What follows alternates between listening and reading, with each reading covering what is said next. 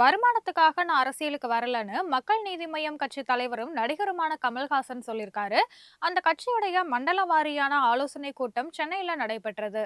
இந்த நிகழ்ச்சியில கலந்து கொண்டு பேசிய அவரு, தான் வீரத்துக்கு நெஞ்ச காட்டுவேன், துரோகத்துக்கு முதுக கூட காட்ட மாட்டேன்னு சொல்லியிருக்காரு. நாம தோற்கல, தோற்கடிக்கப்பட்டோம் அப்படின்னு சொல்லியிருக்காரு. எப்படியாவது தங்களுக்கு வருமானம் வரணும் அப்படின்னு பூஜை போட்டு தான் அரசியலுக்கு வரலன்னு குறிப்பிட்ட அவரு, தாங்கள் பூஜைக்கு உரியவர்களாக வேண்டும் அப்படிங்கிறதுக்காகவே அரசியலுக்கு வந்திருப்பதாக சொல்லியிருக்காரு.